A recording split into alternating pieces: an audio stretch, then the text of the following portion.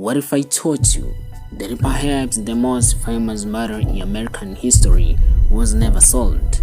Not because there weren't clues, but because someone decided that certain truths should never come to light. In January 1947, Los Angeles was sold to the world as a city of dreams. Hollywood promised success, glamour, and a bright future. But behind the cameras, there was another city, one marked by power, corruption, and silence. It was in setting that the body of a young woman was discovered in an empty lot. The way she was killed was so precise, so calculated, that even experienced investigators were left speechless. Her name was Elizabeth Short, but history would remember her as Black Dahlia. And perhaps that's why people who seek to understand the fact deeply keep returning to stories like this, because here every details matter.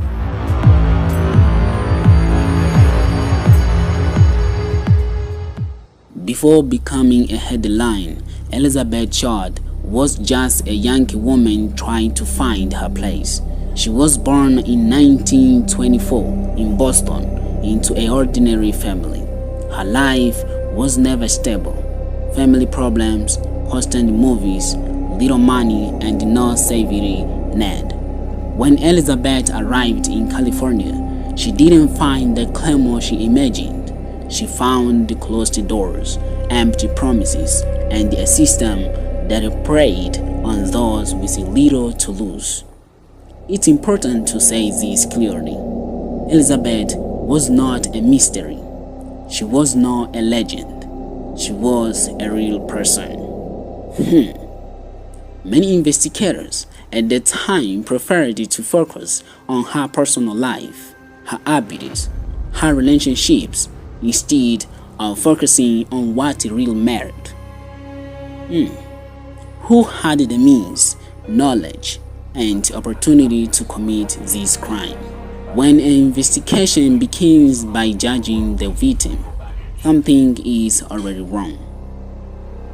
On the morning of January 15, 1947, a woman walking through an empty lot saw something that, from a distance, looked like a broken mannequin. But it wasn't. Elizabeth's body had been cut in half, clean, no blood at the scene. Deliberately placed.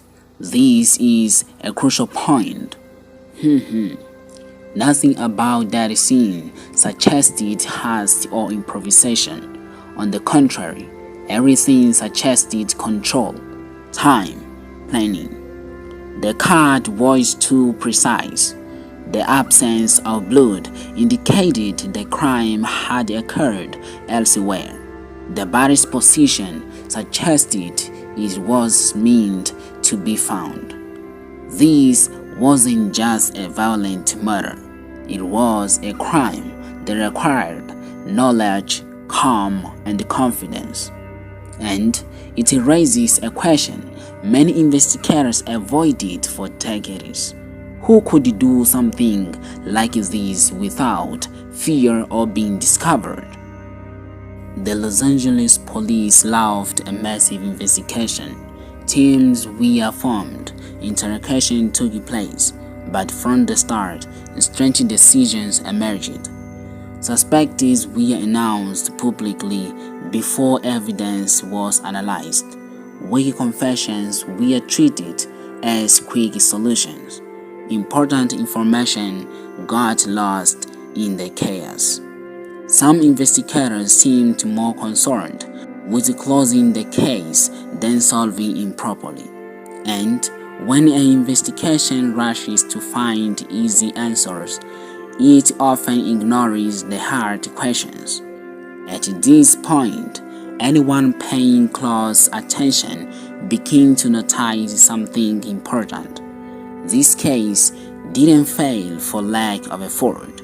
It failed because of the poor choices made at the wrong time. Over the years, several suspects emerged, some clearly unlikely, others dangerously well positioned. One name in particular never failed to unsettle independent investigators: Dr. George Hotel, a respected doctor, intelligent, connected, and surrounded by clues that, if linked to anyone else, would have been thoroughly investigated. Police wiretaps raised suspicions, reporters noted disturbing behavior, but the investigation never advanced decisively. And here comes an unavoidable reflection. Investigating someone powerful requires more than evidence. It requires institutional willingness to face consequences. Not all investigators were ready for that. Over time, new investigators revisited the case. New documents surfaced, new connections were proposed. But many of these efforts ran into the same problem: incomplete files, poorly explained, all the decision, evidence that simply no longer existed, not because it never existed, but because it was ignored, discarded, or forgotten.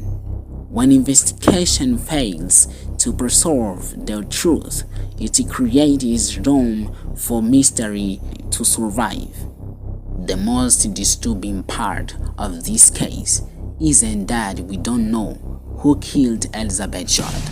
It's realizing that perhaps the truth was slowly suppressed out of fear, convenience, or to protect larger interests. Sometimes justice doesn't fail dramatically, it fails quietly, and that silence has stretched across decades.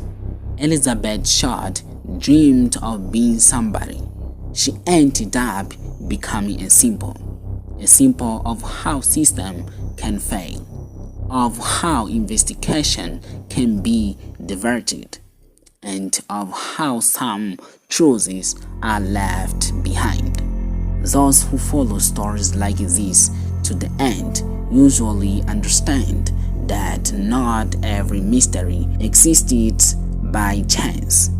And if you tend to appreciate careful analysis stories taught with respect and questions that truly matter, this is the kind of content you'll keep coming back to. Now, the final question: do you believe justice failed out of incompetence or by choice? The mystery of the Black Dahlia continues. Goodbye. See you next video.